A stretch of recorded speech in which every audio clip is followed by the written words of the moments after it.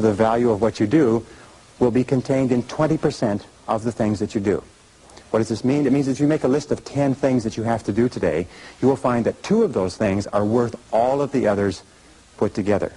Now, the difference between highly effective people, as Pareto said, was that highly effective people work on the vital few versus the trivial many. The difference between the two is that ineffective people work on the trivial many. They work on things that are fun. They work on things that are easy. They work on little tasks, fun tasks, irrelevant tasks, but they keep putting off and delaying working on their major tasks. So the key to success is always be asking this question: what is the most valuable use of my time right now? What is the most valuable use of your time right now? I'm convinced that if all you did was organize your life and only work on the most valuable use of your time, that alone would be enough to make you an effective, efficient person. That alone would be enough to increase your productivity, your performance, your profitability, your rewards by 10, 20, 30, 40, even 50%. So always before you begin, ask yourself, is this the most important thing I could be doing? Is this my top priority task? Does this give me the highest payoff? Is this the most valuable use of my time? Now, here is one simple test with regard to value. Ask yourself, in approaching any task, is what impact will the accomplishment of this task have on my future? The futurity of decisions is the key to measuring the value. Most people spend as much as 80% of their time dealing with the problems and difficulties of the past, and only 20% dealing with the opportunities of the future. But successful people are always saying, what impact will this have on the future? Important tasks will always have an impact on the future. Unimportant tasks will only have an impact on the present and maybe even the past. So I say, what is the most valuable use of my time right now, and what impact will this have on tomorrow, the next day, and the future? It's one of the key ways to keep on track with regard to priorities. The fifth key idea in time management, which I am a fanatic on, is concentration. Concentration, concentration. Many people come to me in my seminars and they say, well, I never learned how to concentrate. I can't concentrate. How do I learn to concentrate? Learning how to concentrate is absolutely essential to success.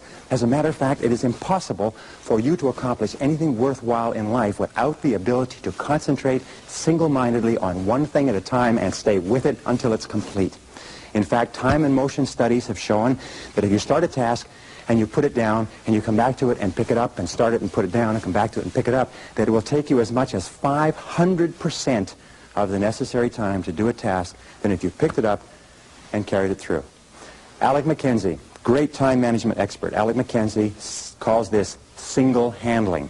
Once you have made a list of what you have to do, organized your goals, determined the highest and most valuable priority, then pick the most important thing and begin working on it and stay with it until it's finished. Now, people say, well, if I stay with this task until it's finished, I won't get anything else done.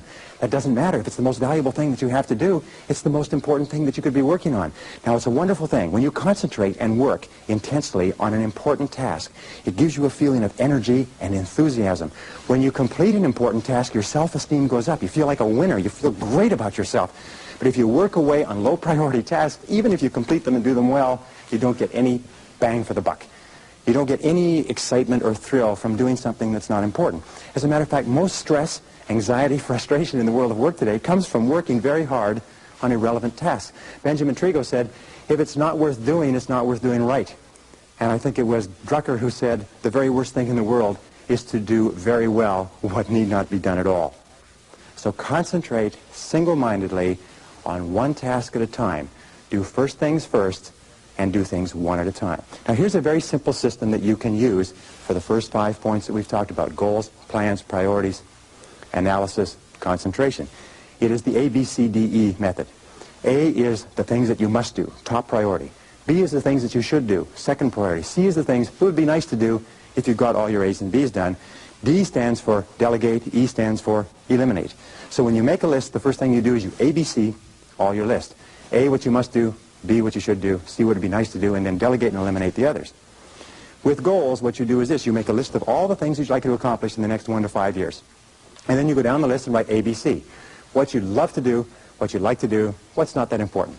Then you take your A goals and you make A1, A2, A3. In other words, your most important, second most important, third most important. Then you take those A goals, you transfer them to another sheet, and you make a list of all the things you're going to have to do to accomplish your goals. Then you ABC the list. And you say, what are the things I have to do? What are the things I should do? What are the things that would be nice to do to accomplish my goals? And then you put those into the goal list, and then you structure and schedule what you're going to do and implement. This is called the 6-step method. Choose your goals, set priorities. Choose your activities, set priorities, schedule, and implement. If you just do that on a day-to-day basis, that alone can make you a great, great success in life.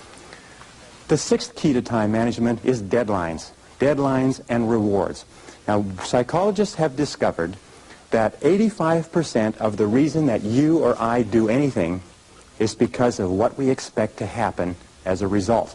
We call this consequences or logical consequences. 15% is because of what we've been told, but 85% is the consequences that we expect. So therefore, what you do is when you have an important task, the way that you motivate yourself to do the task is you structure a specific reward that you're going to get when it's finished. Let me give you an example. Sometimes people are very uneasy about making telephone calls, especially salespeople, so they put it off and they procrastinate. What we encourage them to do is give themselves a reward every time they make a phone call. Put a cup of coffee next to the phone. Every time you make a phone call, give yourself a sip of coffee. Take a cookie and break it up. Give yourself a piece of cookie. In other words, train yourself the way you train a dog to have a positive consequence for everything that you do. So set deadlines. How do you set deadlines? First of all, when you set the goal, when you specify the task, set the deadline when it's going to be accomplished.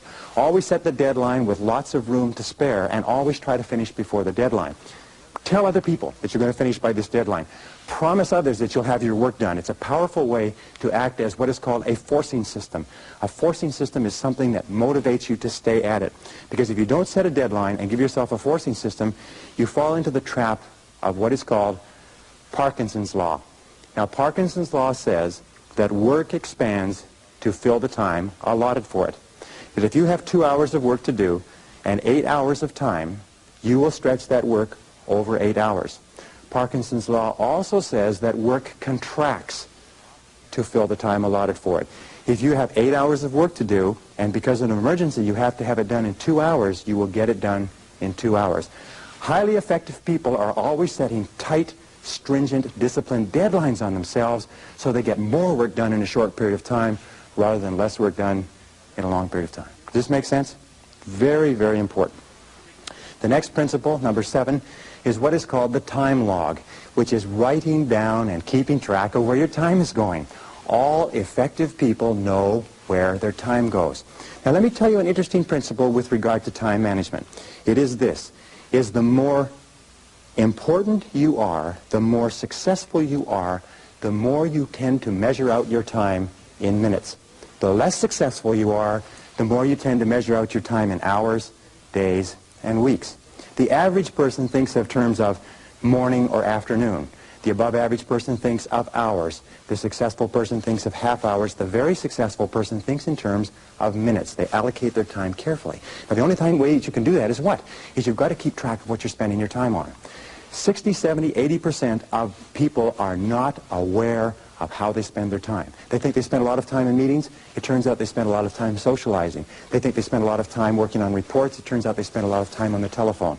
They think they spend a lot of time doing important jobs. It turns out they spend a lot of time wasting time. So keep a time log, or just keep a sheet, and whenever you have a chance to look at your watch,